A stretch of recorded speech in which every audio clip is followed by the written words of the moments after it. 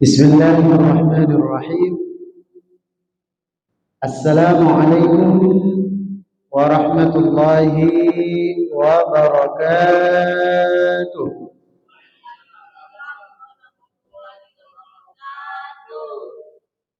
Alhamdulillah, alhamdulillahilladzi bi ni'matihi tatimmus shalihat.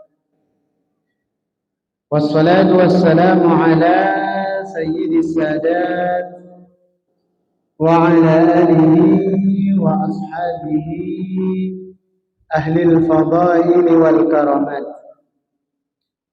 Qalu subhanaka la ilma lana illa ma 'allamtana innaka antal alimul hakim.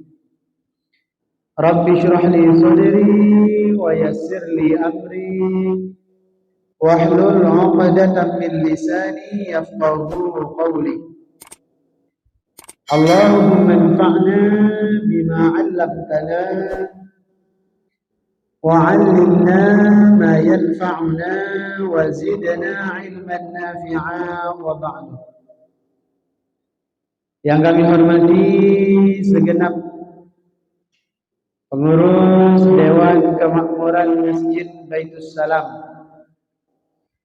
yang kami muliakan Bapak Imam Masjid Baitus Salam, para alim ulama, tokoh masyarakat, orang tua kami, serta jamaah yang hadir pada kajian malam hari ini.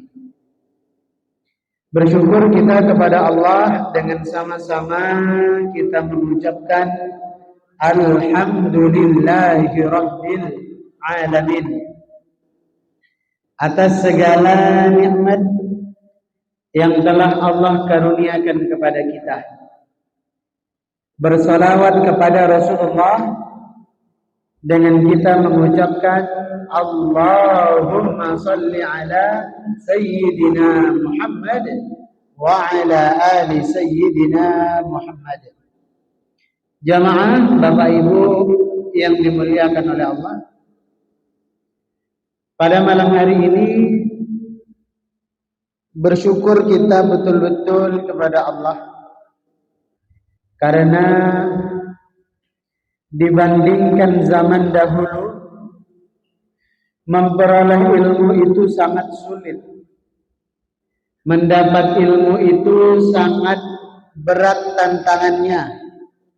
Harus banyak bekal dan persiapannya. Karena zaman dahulu kalau ingin mendapatkan satu ilmu harus berminggu-minggu perjalanan. Bahkan berbulan-bulan perjalanan. Harus banyak bekal, harus ada keluarga yang ditinggal, harus punya hewan tunggangan sebagai alat transportasi. Berat. Sehingga pada waktu itu muncul hukum bahwa yang tidak tahu itu tidak dihukumi. Misalnya ada orang yang melakukan satu kekeliruan, tapi dia melakukan itu disebabkan ketidaktahuannya, maka tidak dihukumi dosa. Kenapa? Karena untuk mendapatkan ilmu itu butuh perjuangan yang luar biasa. Berbeda dengan kita malam hari ini. Tidak butuh kita kuda sebagai alat tunggang. Tidak butuh kita banyak bekal untuk meninggalkan keluarga dan anak. Cukup kita mau saja untuk melangkahkan kaki ke Masjid Baitus Salam, maka ilmu pun kita dapat dari berbagai macam ustaz. Maka itulah sekarang sudah tidak berlaku lagi. Ada orang melakukan kesalahan, kenapa Bapak lakukan itu? Oh, saya belum tahu kalau itu haram, tetap dosa. Kenapa Ibu melakukan itu? Oh, karena tidak tahu bahwa itu dilarang, tetap dosa. Karena tidak tahu tidak berlaku di zaman sekarang. Karena begitu mudahnya kita memperoleh ilmu. Masalahnya sekarang bukan kita tidak tahu, tapi tidak mau. Bapak Ibu yang dimuliakan oleh Allah, itulah mengapa malam hari ini mudah-mudahan kita istiqomah karena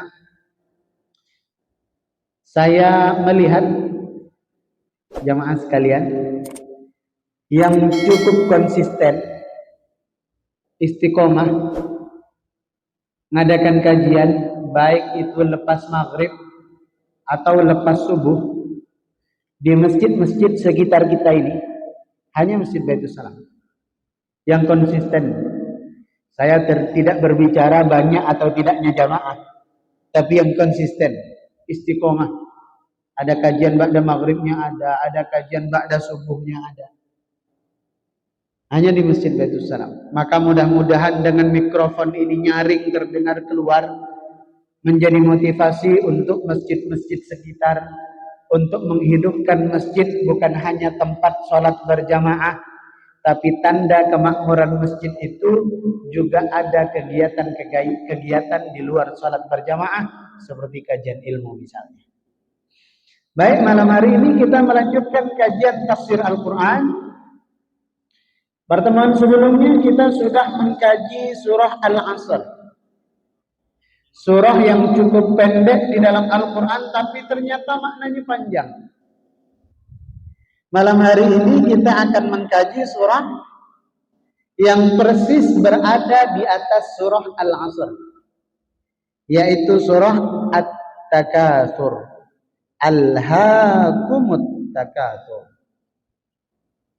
Jemaah sekalian, At-Takatsur. Apa makna At-Takatsur? Kalau Al-Asr kemarin sudah kita kaji. Makna yang paling populer adalah masa atau waktu.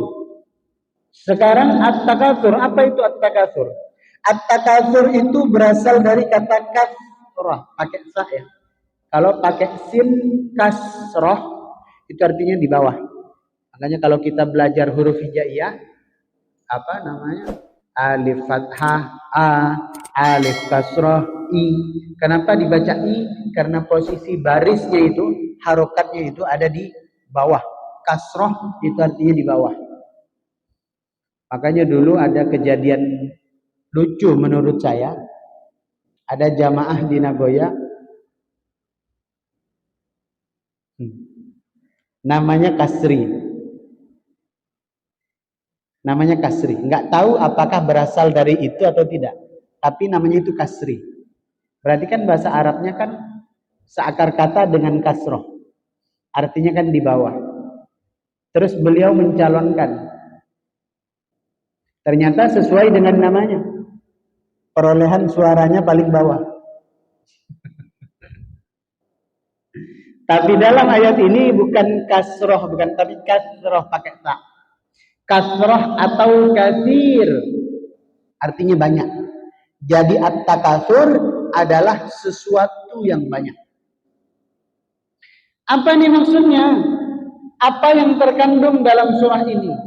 Apakah berisi pahala bagi orang yang melakukan kebaikan, atau ancaman bagi orang-orang yang melakukan kemaksiatan dan kelalaian? Maka kita kaji dari ayat pertama. Ini harapannya, saya yakin semua jamaah yang hadir pada malam hari ini hafal surah At-Takatsur. Cuma biasanya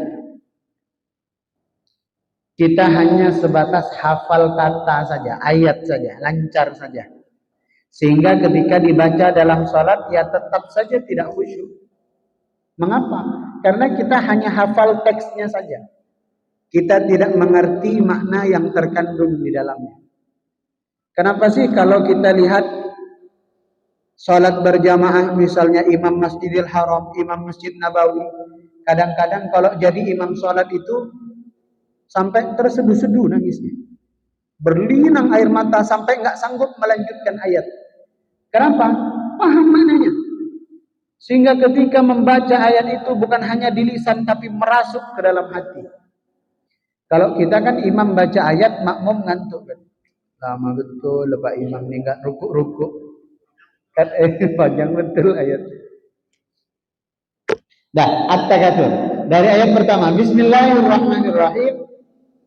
Alhaakumut takatsur. Alhaakum, telah membuat mulalai. At-takatsur, sesuatu yang banyak. Seringkali diartikan dalam Al-Quran terjemah, bermegah-megahan telah melalaikan kamu. Dari ayat pertama ini, jangan kita salah arti. Berarti kalau begitu umat Islam tidak boleh bermegah-megah. Misalnya rumahnya megah, kendaraannya megah, pakaiannya megah atau mewah. Apakah tidak boleh? Boleh, silakan. Boleh. Bahkan saya pernah membaca ada seorang ulama di Mekah, tapi sekarang sudah wafat. Namanya Sayyid Muhammad bin Alawi Al-Maliki Al-Hasani. Beliau itu seorang ulama tersohor. Semasa hidup, beliau itu punya mobil yang hanya diproduksi 2 di dunia. 2 doang. Jadi pabrik mobil itu secara eksklusif membuat mobil hanya untuk 2 orang. Pertama untuk Ratu Inggris, dan satu dibuat untuk beliau. Namanya Sayyid Muhammad. Nanti ketik di Google, banyak foto beliau. Sayyid Muhammad. Suatu ketika ditanya oleh murid beliau, Abuya, Syekh, kenapa engkau bermegah-megahan semacam ini? Apakah ini tidak termasuk dari salah satu tanda kesombongan? Bagaimana mungkin seorang ulama kok bisa cinta dunia, itu seperti apa ceritanya? Bukankah ulama itu mestinya zuhud? Apa kata Sayyid Muhammad? Mal maqsudi minat tajammul wat tazayyun illa ihtiramil ilm. Saya tidak berhias sehingga saya wangi, rapi, bersih, dan saya tidak bermegah-megah dengan rumah yang megah, dengan kendaraan yang mewah, illa ihtiramil ilm, kecuali untuk memuliakan ilmu, untuk menjelaskan kepada masyarakat bahwa benar hadis Nabi, siapa yang mengejar dunia, akhirat seringkali keteteran. Tapi siapa yang mengejar akhirat, maka dunia akan bertekuk lutut di hadapan. Dan beliau buktikan itu. Sekarang makam beliau itu satu area pemakaman dengan Siti Khadijah. Namanya Sayyid Muhammad. Jadi bermegah-megah bukan nggak boleh. Kalau jamaah ada rezeki, silahkan bangun rumah yang mewah. Silahkan beli kendaraan yang mewah. Nggak dilarang. Bahkan dulu Imam Syafi'i ada kejadian nyata. Imam Syafi'i itu dulu adalah salah satu ulama yang warak sekali. Jadi tidak mau dengan kekayaan. Memang menghindar. Bukan karena miskin. Sebenarnya beliau itu bisa kaya, tapi beliau nggak mau.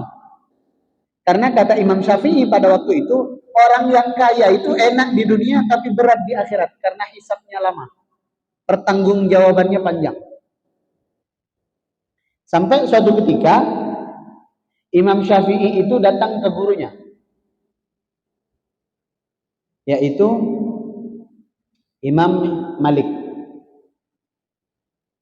Kata Imam Syafi'i, wahai guru, siapa lagi di Jazirah Arab ini yang keilmuannya selevel dengan engkau? Saya ingin menemuinya dan ingin belajar kepadanya. Kemudian kata Imam Malik, ada dulu, tapi sekarang sudah wafat. Namanya Imam Abu Hanifah, pendiri mazhab Hanafi. Sekarang sudah wafat. Tapi beliau punya murid. Muridnya Imam Abu Hanifah ini level keilmuan dan kealimannya setara dengan saya. Kamu datang kepada beliau, kamu belajar kepada beliau.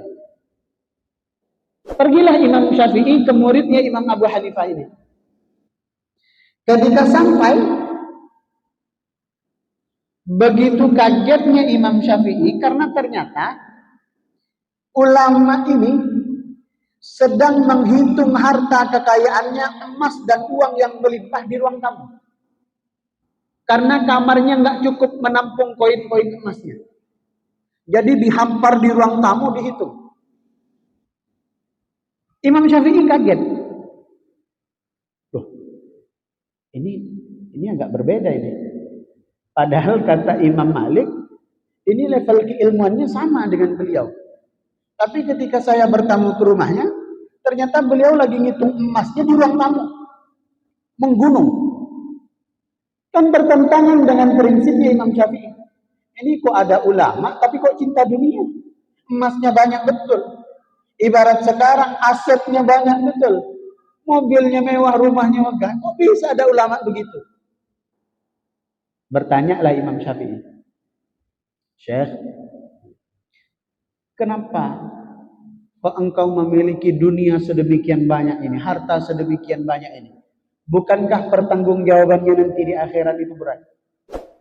Sedangkan engkau adalah ulama yang identik dengan mengejar akhirat, bukan mengejar dunia. Ini kok malah banyak sekali dunianya. Apa kata beliau? Mana yang lebih baik? Harta itu dikuasai oleh orang yang zalim atau harta dikuasai oleh orang yang saleh? Spontan Imam Syafi'i jawab, loh, harta itu akan lebih banyak manfaatnya, akan lebih banyak menghasilkan kebaikan kalau dimiliki oleh orang-orang saleh dibanding harta itu dimiliki dan dikuasai oleh orang-orang zalim. Pasti dipakai untuk kezaliman. Kalau harta itu dikuasai, dimiliki sepenuhnya oleh orang saleh, maka itu akan menjadi ladang amal jariah. Itulah yang saya lakukan hari ini.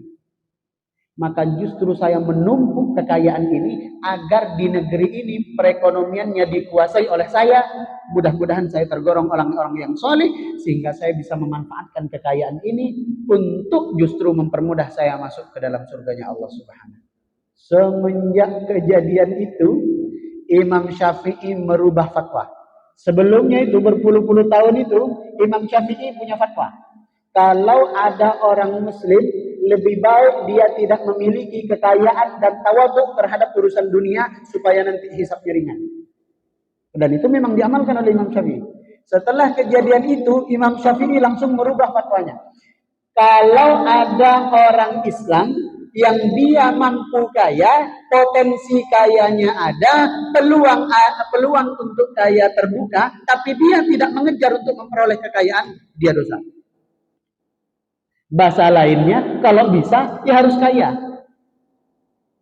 Nah, kembali ke dalam ayat ini. Bermegah-megahan telah melalaikanmu, kata Allah. Alhaakumut takatsur. Bukan megahnya yang enggak boleh. Bukan berlomba-lomba untuk memperbanyak yang enggak boleh. Yang enggak boleh itu alhaakum. Bukan takatsur. Takatsur itu kan megah atau banyak, mewah. Bukan itu yang dilarang. Yang dilarang alhaakum. Apa itu alhaakum? Alhaakum itu berasal dari kata lahwun. Innamal hayatud dunya la'ibun wa lahwun. Sesungguhnya hidup di dunia ini hanya la'ibun. Apa namanya? Permainan. Wa lahwun. Dan tipu daya, kelalaian. Artinya adalah yang diharamkan dalam ayat ini, yang dikecam dalam ayat ini adalah ketika sesuatu yang megah itu sampai membuat kita lalai. Ketika sesuatu yang banyak itu membuat kita lalai. Pertanyaannya banyak apa nih? Oh, berbagai macam penafsiran ulama. Yang paling besar potensi untuk lalai adalah ketika banyak harta. Contoh paling sederhana, kembalikan ke kita saja. Kemarin sudah kita singgung. Mana yang lebih besar kemungkinan untuk sholat duha? Orang yang banyak, yang sudah melimpah rezekinya, atau yang seret rezekinya? Mana yang berpeluang lebih rajin sholat duha? Orang yang sudah melimpah ruah rezekinya, atau yang masih seret? Yang masih seret.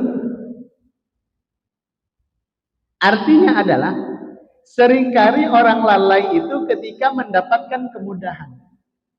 Ini ketika sulit rajin nih ibadah. Begitu dikasih mudah, lupa ibadahnya. Begitu ada masalah, sholat sepertiga malam. Nangis kepada Allah, minta petunjuk, sholat istikharah, sholat taubat, ya Allah, tolong berikan kami isyarat. Ini kami harus pilih tempat kerja A atau tempat kerja B. Harus memulai usaha atau jadi karyawan saja. Istikharah, minta petunjuk kepada Allah. Ketika sudah dikasih jalan keluar, jangankan sholat tahajud, jangankan sholat taubat, sholat subuh aja kadang-kadang kesiangan. Ini yang dimaksud dalam ayat ini. Bahwa kaya silakan, megah nggak ada yang salah. Yang salah itu ketika kaya dan megah sehingga membuat kita lalai. Makanya saya yakin jamaah ada yang tahu kisahnya Sa'labah. Sa'labah itu dulu sahabat Nabi yang miskin itu loh. Tahu kan? Nah, Sa'labah itu sahabat Nabi yang miskin. Jadi Sa'labah itu kalau habis sholat dia nggak zikir, nggak wirid, nggak doa, langsung pergi. Bukan karena dia membid'ahkan doa bersama, bukan. Bukan dia membid'ahkan zikir, kan? Dia langsung pergi gara-garanya pakaian untuk sholatnya itu hanya satu helai itu saja, sarung itu saja. Kalau dia lama di masjid, nanti istri di rumah telat sholat karena menggunakan kain yang sama. Saking miskinnya, kain untuk sholat aja satu helai, dipakai berdua, jadi gantian. Jadi dia segera pulang. Terus ditanya oleh Nabi, Sa'labah, lama-lamalah di masjid, zikirlah dulu, doalah dulu. Kemudian Sa'labah menceritakan, gimana Rasul, kami mau lama-lama di masjid. Istri sudah tunggu di rumah. Ini antri gantian mau pakai kain ini untuk sholat. Makanya ya Rasul, doakan kami supaya saya ini kaya. Doanya engkau kan diijabah oleh Allah. Cobalah doakan saya biar saya itu kaya. Kata Rasulullah, enggak. Karena Rasulullah diberi mukjizat oleh Allah akan tahu nanti kejadian berikutnya. Jadi Rasulullah nggak mau doakan kaya. Tapi Sa'labah ini model-model suka maksa. Besok lagi datang kepada Rasulullah, ya Rasul, masa engkau nggak kasihan menengok keadaan saya yang miskin seperti ini? Ketika Utsman bin Affan kaya, Abu Bakar kaya, Abdurrahman bin Auf kaya, masa saya menjadi yang miskin begini ya Rasul? Sampai hati kah? Doakanlah saya kepada Allah. Kata Rasulullah, enggak. Sampai 3 kali itu datang kepada Nabi. Akhirnya karena Nabi merasa dipaksa, ya sudah. Saya doakan engkau supaya menjadi orang yang kaya, sesuai dengan permintaan. Terus Nabi ngasih dia kambing. Nih kambing pelihara. Saya udah doakan kamu kepada Allah, nih kambing kamu pelihara. Ini mengajarkan kepada kita bahwa doa aja nggak cukup, butuh usaha. Jangan mentang-mentang didoain Nabi terus nggak ada usaha tiba-tiba kaya, nggak mungkin. Jadi didoain kaya oleh Nabi terus dikasih kambing, nih ternak, kasih makan di rumah, pelihara. Ternyata benar nih. Barokah kambing yang dikasih oleh Nabi itu beranak pinak. Menjadi 3, menjadi 4, menjadi 8, sampai nggak terhitung. Terus Sa'labah nggak nampak lagi di masjid. Yang tadinya rajin nih, nggak nampak lagi nih di masjid. Ditanya oleh Nabi ke sahabat-sahabat yang lain, Sa'labah kemana kok akhir-akhir ini jarang nongol nih di masjid? Apa kata sahabat? Ya Rasul, Sa'labah udah jadi juragan kambing di Temiang sekarang. Udah banyak peliharaan. Apalagi mau musim kurban tuh dia panen besar tuh. Dia sedang menghubungi klien-kliennya. Dia sedang memasukkan proposal ke masjid-masjid supaya beli di kandang dia. Ibarat lah gitu kalau di zaman sekarang. Dia sibuk, dia nggak sempat lagi sholat di masjid. Banyak betul sudah kambingnya. Ya udah sampaikan salam saya kepada Sa'labah, kata Nabi. Bahwa keadaannya dulu waktu miskin itu lebih dicintai oleh Allah dibandingkan dia kaya sekarang. Ini menjadi contoh bahwa sekali lagi banyak kambingnya nggak masalah, banyak ternak, banyak bisnis nggak masalah. Yang masalah adalah jangan sampai buat lalai. Karena kalau sampai buat lalai, ayat kedua, hatta zurtumul maqabir, sehingga kalian masuk ke dalam kubur. Begini, ayat ini ada dua penafsiran para ulama. Maksudnya apa? Penafsiran pertama, maksud ayat ini adalah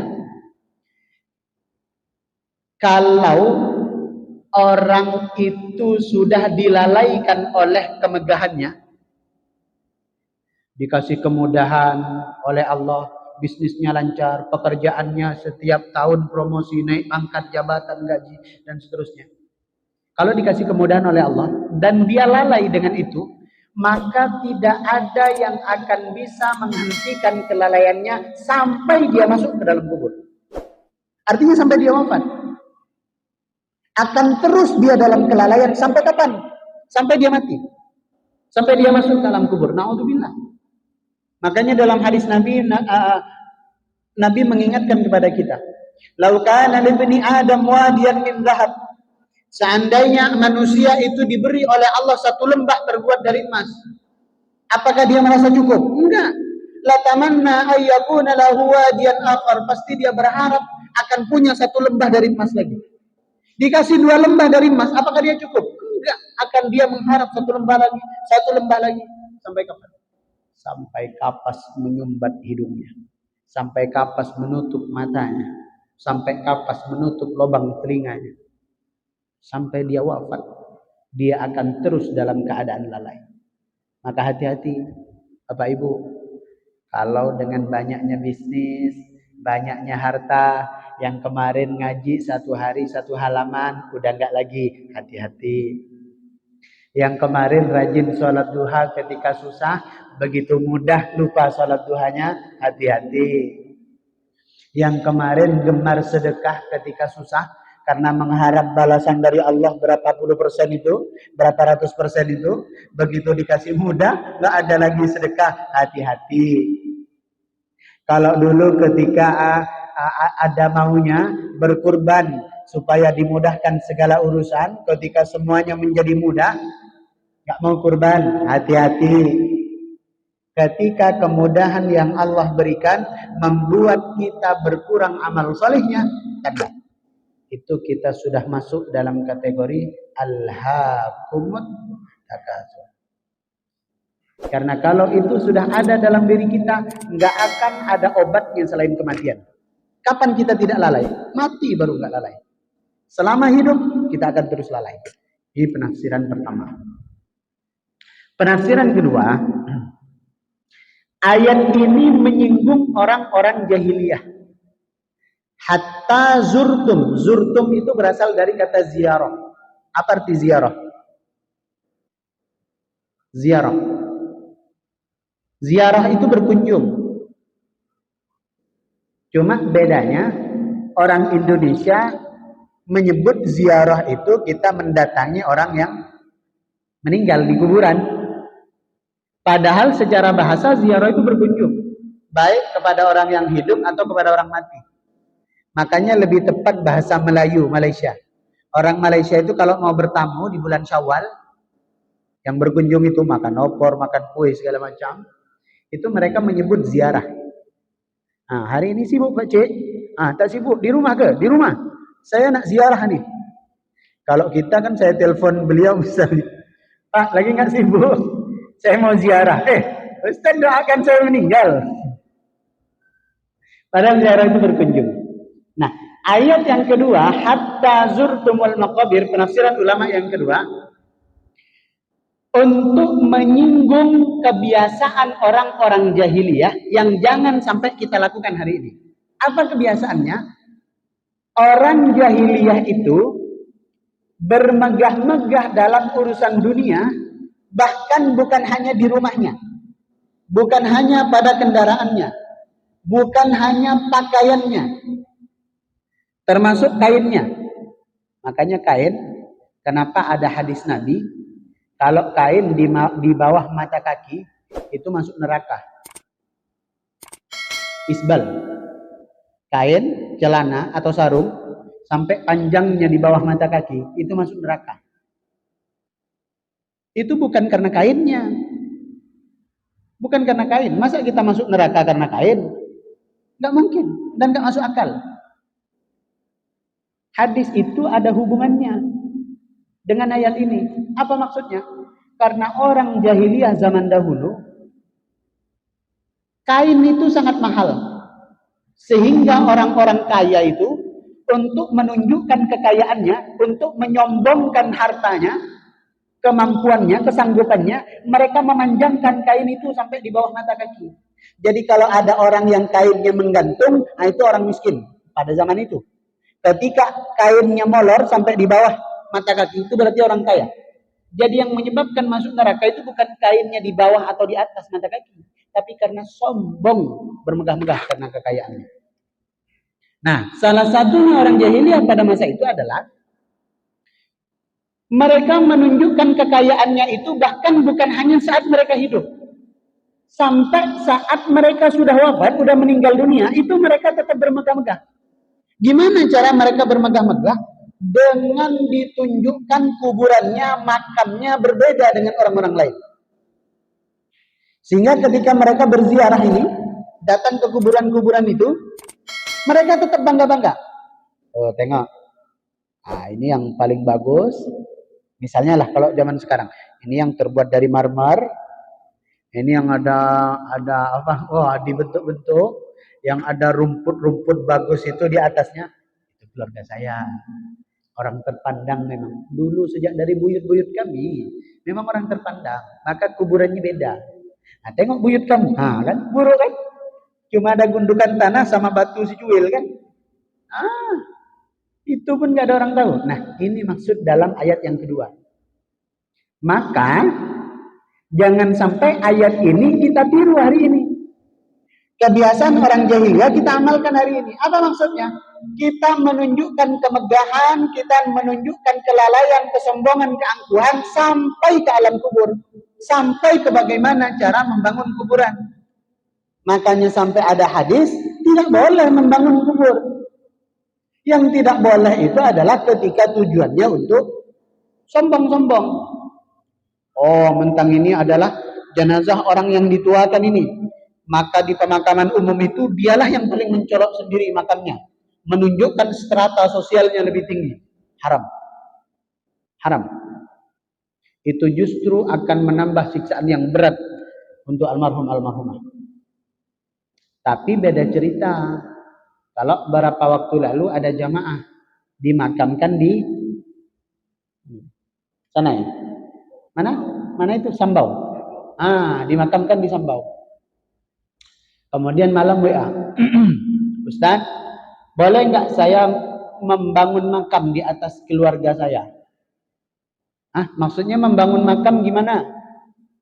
Nanti saya mau cor. Jadi saya kaget, kok dicor? Untuk apa? Nggak usah.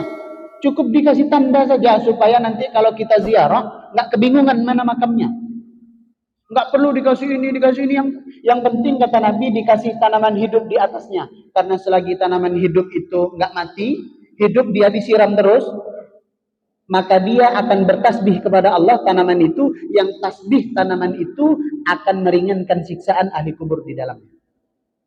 Nggak usah dikasih marmer, kok dikasih, nggak penting itu, nggak penting. Kami rencananya mau ini Ustaz, mau dicor. Terus saya tanya, kenapa dicor? Barulah beliau telepon. Jadi begini Ustaz, keluarga kami itu dimakamkan di pinggir. Sementara tanah di Sambau itu, terutama yang pinggir-pinggir itu kalau hujan lebat, longsor, tergerus air.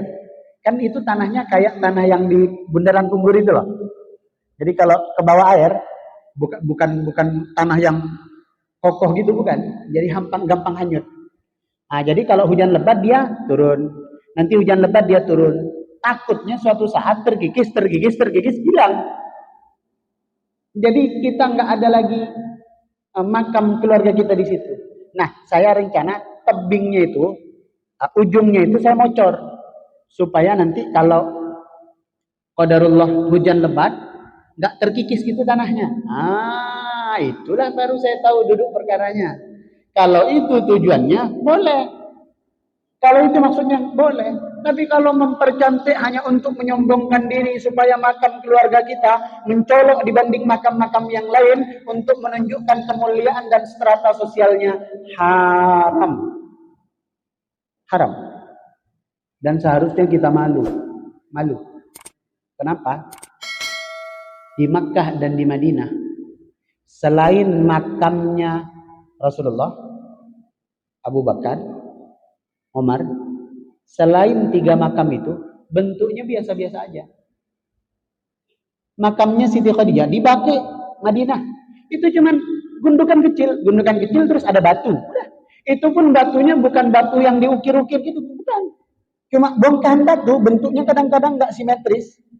Ada di situ, udah. Makamnya Siti Khadijah, perempuan yang akan pertama kali masuk surga. Cuma gundukan, ada batu. Terus juga makamnya Abu Ya Sayyid Muhammad, yang tadi kita kaji, gundukan batu. Termasuk makamnya Mbah Maimun Zubair. Dan beliau dimakamkan di situ. Satu kawasan pemakaman dengan Sayyid Muhammad, dengan Siti Khadijah, kan dimakamkan di situ. Itu sama, cuma gundukan kecil ada batu. Maksud saya adalah, malu kalau makam keluarga kita yang nggak soleh-soleh amat, yang nggak ahli-ahli ibadah amat, yang belum jelas surga dan nerakanya, dibangun sedemikian megah sampai mengalahkan orang-orang yang telah dijamin surganya. Itu malu. Malu. Kecuali memang dibuat tanda semacam tadi. Apalagi di Indonesia. Itu harus lebih jelas tandanya. Karena kalau nggak jelas tandanya nanti jadi kayak sungai panas. Terus itu digusur. Digusur itu yang belakang-belakang pemakaman itu digusur. Karena entah bangun jalan entah apa. Jadi nggak kebayang gitu pas hari Kamis sore atau Lebaran gitu kita mau ziarah. Loh, mana nih makam keluarga kita? Kalau di Indonesia kayaknya memang lebih baik harus paten itu tandanya.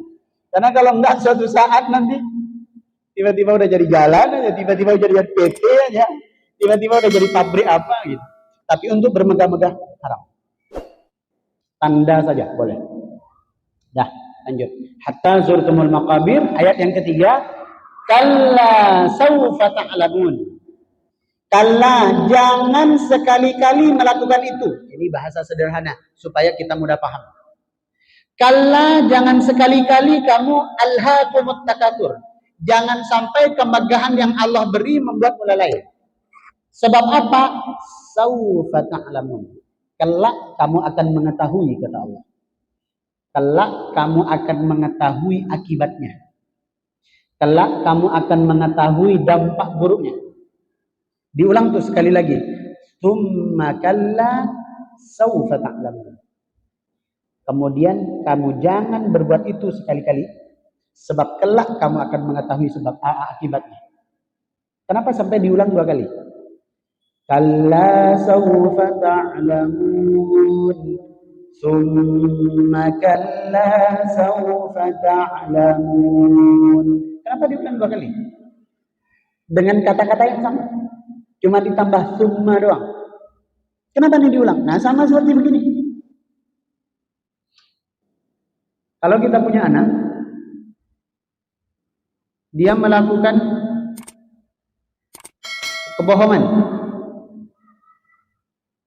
Dia bilang sama kita, Pak, ada iuran di sekolah 50.000. Kita kasihlah uang sakunya 5.000, uang iuran 50.000. Ketika minggu depan gurunya ngasih tahu, nggak ada loh Pak iuran di sekolah. Berarti kan anaknya bohong. Setelah kejadian itu, ayahnya, orang tuanya kan lebih waspada. Setiap mau berangkat sekolah, ingat loh ya, jangan melakukan itu lagi. Besok lagi diulang, jangan ada bohong-bohong lagi. Kalau ada bohong-bohong lagi, tak mau bapak sekolahan. Diulang itu, mungkin berbulan-bulan, bahkan mungkin diungkit setiap tahun. Kenapa? Satu, karena pernah bohong. Karena pernah melanggar. Yang kedua, pesan itu diulang berkali-kali agar jangan sampai dia melakukan pelanggaran yang sama.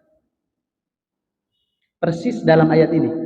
Allah mengulang 2 kali peringatannya. Kalla saufa ta'lamun. Jangan kamu melakukan itu. Kelak kamu akan tahu. Summa kalla saufa ta'lamun. Kemudian sekali-kali jangan kamu berbuat begitu. Kelak kamu akan mengetahui. Kenapa? 2 maksud sama. Pertama, karena kebanyakan manusia setelah megah kadang-kadang lalai. Yang kedua, Allah ulangi peringatan itu berkali-kali supaya kita tidak mengulangi kelalaian yang sama. Berhenti. Lanjut. Kalla law ta'lamuna ilmal yaqin. Jangan sekali-kali begitu. Seandainya kamu mengetahui dampak buruknya, mengetahui siksaannya, ilmal yaqin, dengan ilmul yaqin. Supaya kita nggak bingung, di dalam Al-Quran itu ada 3. Ada ilmul yaqin, ada ainul yaqin, di lanjutan ayatnya. Di dalam ayat yang lain ada haqqul yaqin. Itu beda. Kalau ilmul yaqin itu begini. Jamaah percaya tidak? Ada negara namanya Jepang. Percaya atau tidak? Percaya ya? Udah pernah ke Jepang? Udah pernah ke Jepang? Belum? Kok bisa percaya? Kok bisa percaya? Saya bilang ada negara namanya Jepang. Padahal kita belum pernah ke sana. Itu namanya ilmul yaqin. Keyakinan yang muncul meskipun kita belum tengok secara langsung, tapi dari informasi yang kita peroleh maka muncullah keyakinan itu. Itu namanya ilmul yaqin. Kalau ainul yaqin, ain itu artinya mata. Keyakinan yang muncul karena melalui pandangan mata, nampak secara langsung. Udah pernah datang ke Jepang? Pernah Ustaz? Waktu itu saya berlibur dengan kawan perusahaan, dapat tiket gratis ke Jepang. Berapa lama di sana? 3 hari. Itu namanya ainul yaqin. Saya yakin ada negara namanya Jepang karena saya pernah datang ke sana meskipun sebentar. Nah, dengan mata sendiri nampak. Bukan hanya dari cerita orang. Kalau dari cerita, dari ilmu informasi yang kita baca, itu ilmul yaqin. Kalau kita nampak langsung, itu ainul yaqin. Kalau ternyata kita tinggal di Jepang, orang Indonesia nih, terus jadi entah bisnis di sana, entah punya perusahaan apa di sana, kerja di sana, atau nikah dengan orang sana, tinggal di Jepang. Tahu seluk-beluknya orang Jepang, tahu karakternya orang Jepang, pandai bahasa Jepang, semuanya tentang Jepang dia tahu. Itu namanya haqqul yaqin. Sudah bisa bedakan ya? Nah, dalam ayat ini kata Allah, kalla law ta'lamuna ilmal yaqin. Bahasa sederhananya adalah seandainya kamu memperoleh informasi yang cukup, ilmu yang cukup, bahwa balasannya berat bagi orang yang alhaakumut takatur, bagi orang-orang yang bermegah-megahan sehingga membuat dia lalai, yaitu neraka. Masalahnya kita hari ini percaya tidak ada neraka? Udah mampir? Belum. Mudah-mudahan nggak mampir. Ada pernah melihat dengan mata? Enggak. Siapa kita mau lihat neraka dengan mata? Tapi kita yakin tidak? Yakin. Itu ilmu yakin. Maka dalam ayat ini salah satu yang mencegah dari sifat bermegah-megahan sehingga membuat kita lalai, salah satu caranya adalah perbanyak belajar ilmu tentang akhirat supaya kita tahu bahwa segala yang kita lakukan di dunia ini akan dimintai tanggung jawab nanti di akhirat dan akan dibalas. Faman ya'mal mithqala dzarratin khairan yarah. Yang baik akan dibalas dengan baik. Wa may ya'mal mithqala dzarratin syarran yarah. Yang buruk akan dibalas buruk. Lanjut. Berapa insya Allah? Nah, saya lanjut lagi. Kalla law ta'lamuna ilmal yaqin latarawunnal jahim. Sungguh kamu akan melihat itu neraka jahim. Tapi bukan sekarang. Sekarang kita baru ilmul yaqin. Baru yakin ada surga, ada neraka melalui ilmu, teori. Melalui informasi dari Allah, dari Rasulullah dalam kitab suci dan hadis. Itu ilmul yaqin. Tapi kata Allah, "Tsumma latarawunnaha 'ainal yaqin." Kelak, kalau kamu belum juga taubat dari kelalaian kamu, kalau ternyata bermegah-megahan membuat kamu semakin jauh dari Allah, membuat kamu merasa lebih baik dibanding manusia lain, bahkan kamu menyombongkan kekayaanmu itu di hadapan manusia lain, saat yang lain lapar kamu menunjukkan kekayaan dan kemegahanmu dengan maksud sombong, merasa diri lebih baik dan lebih kuasa atas segalanya. Tsumma latarawunnaha 'ainal yaqin. Kelak kamu akan melihat neraka itu 'ainal yaqin, dengan mata kepala sendiri. Bukan cuma tahu, bukan cuma yakin karena adanya ilmu, enggak, akan nampak langsung, akan merasakan langsung. Sebagaimana tadi ibarat, pernah ke Jepang? Ada 2 hari, 3 hari kemarin. Nah, itu namanya ainul yaqin. Oh, enggak apa-apa lah Ustadz masuk ke neraka jahim, enggak apa-apa. Yang penting kan cuma sehari, 2 hari. Jangan lupa, teori dunia dan akhirat beda. Di dalam ayat Al-Quran yang lain, wa inna yawman inda rabbik ka'alfi sanatin mimma ta'uddun. Hitungan nanti di akhirat, itu 1 hari menurut Allah, itu 1000 tahun menurut hitungan manusia. Misalnya nanti nih, kan diadili nih di hadapan Allah. Hakim yang sesungguhnya, hakim yang pasti adil. Bukan hakim paman sendiri ya. Ini hakim. Ini hakim. Ini hakim beneran nih. Karena yang hakim beneran ini hanya Allah nih. Divonis. Fulan, kamu masuk neraka jahim. Karena kamu telah alhaakumut takatsur. Masuk kamu ke dalam neraka jahim. Berapa vonisnya ya Allah? Kadar kelalaian kamu ini tidak banyak. Jadi kamu masuk neraka jahim sehari. Kalau Allah putuskan dia masuk neraka jahim sehari, maka hitungan kita hari ini, seharinya di neraka jahim itu sama dengan 1000 tahun di neraka jahim. Kebayang. Maka hati-hati. Dan yang terakhir, tsumma latus'alunna yauma idzin 'anin na'im. Kemudian sungguh kamu akan ditanya oleh Allah, akan diminta tanggung jawab oleh Allah anin na'im, dari segala kenikmatan yang sudah kita nikmati dalam hidup ini. Kesehatan, pangkat, jabatan, kebahagiaan, pendapatan, rumah, mobil, semuanya, segala kenikmatan dalam hidup memang Allah gratiskan, nggak perlu bayar. Tapi nanti di akhirat kita diminta buat LPJ, laporan pertanggungjawaban. Nah, bukan hanya panitia kurban buat laporan tanggung jawab. Bukan 23 ya? Atau udah masuk 23? Oh, udah masuk. Tak jadi kita ada tanya jawab. Insya Allah di pertemuan yang akan datang. Mudah-mudahan ayat ini menjadi pengingat.